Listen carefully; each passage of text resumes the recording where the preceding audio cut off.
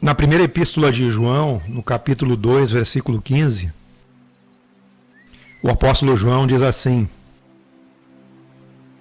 você vai ver que aqui no texto tem várias vezes a palavra mundo.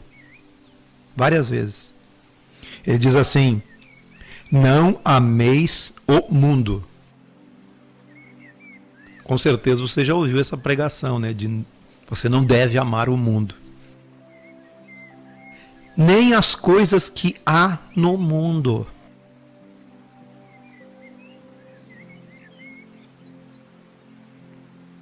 Se alguém amar o mundo, o amor do Pai não está nele. Olha só.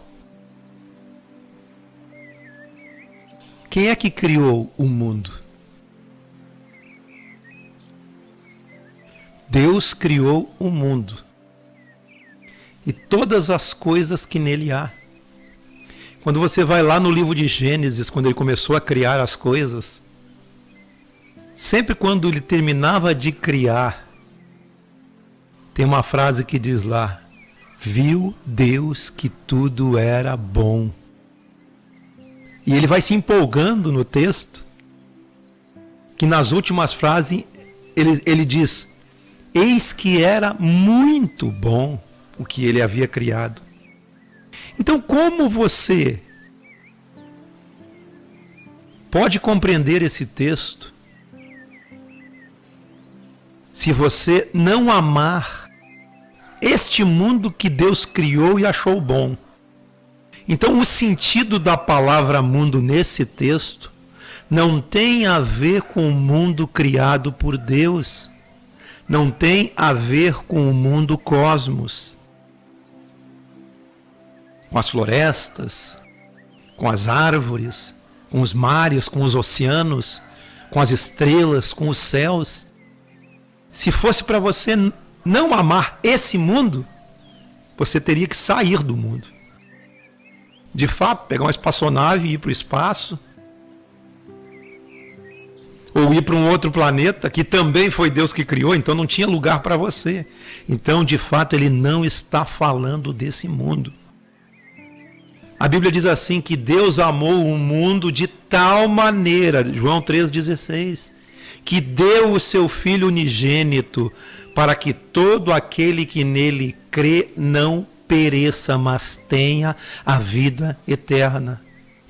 Então esse texto já é uma contradição ao texto de João. Então lá, a palavra mundo quer dizer pessoas. Deus amou as pessoas de tal maneira que deu seu Filho unigênito, para que todo aquele que nele crê não pereça. Então, quando João se refere aqui, não ameis o mundo, ele não está falando do universo, ele não está falando do planeta, ele não está falando do cosmos, ele não está falando da matéria, ele não está falando da natureza criada, também ele não está falando das pessoas. Aí, a compreensão desse texto está no outro versículo. Porque tudo que há no mundo, o que há no mundo? Aí ele começa a descrever a concupiscência da carne. Onde mora a concupiscência da carne? Nas pessoas. A concupiscência dos olhos, onde mora? Nas pessoas. A soberba da vida, nas pessoas. E a soberba da vida não procede de Deus, mas procede do homem. Então, quando ele fala mundo aqui nesse texto, ele está se referindo ao interior humano. Não ameis o mundo, nem o que há no mundo, seja a concupiscência da carne, dos olhos, as soberbas. É disso que ele está falando. É nesse contexto que ele está falando. Quando você vai lá para Gênesis também, você vê que concupiscência dos olhos, concupiscência da carne, soberba da vida tem a ver com o pecado original. Tem a ver com o pecado do conhecimento do bem e do mal. Gênesis 3. a serpente mais sagaz de todos os animais que Deus tinha criado, disse à mulher, claro que ela era Satanás, é assim que Deus disse?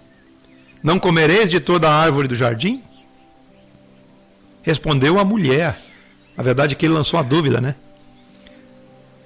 Respondeu a mulher, do fruto das árvores do jardim podemos comer, mas do fruto da árvore do conhecimento do bem e do mal, a árvore que está no meio do jardim, disse Deus, dela não comereis e nem tocareis, porque o dia que você comer, você vai morrer. É certo que você não vai morrer, disse a serpente à mulher, porque Deus sabe que no dia em que você comer desse fruto, os seus olhos se abrirão. Vocês serão como Deus, conhecedores do bem e do mal. E aqui, versículo 6 começa. O pecado original. Vendo a mulher, concupiscência dos olhos, que a árvore era boa para se comer, concupiscência da carne, agradável aos olhos, e árvore desejável para dar entendimento, soberba da vida. Tomou o fruto, comeu e deu ao seu marido. Então abriram-se os olhos deles, e percebendo que estavam nus, cozeram folhas de figueira e fizeram cintas para si. Aí você sabe a sequência do texto, Deus teve que matar um animal para cobrir as vergonhas deles. Eles foram expulsos do jardim, houve uma morte espiritual ali, o espírito deles morreu. Por isso esse texto aqui de João, na sua epístola, diz que você não deve amar esse mundo. Você não deve se entregar a esse mundo. Que mundo é esse? O mundo da concupiscência da carne, a concupiscência dos olhos e a soberba do viver. Porque tudo que há no mundo, concupiscência da carne, concupiscência dos olhos e soberba da vida, não procede do Pai, mas procede desse mundo.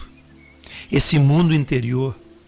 Jeremias diz que o coração é enganoso, perverso.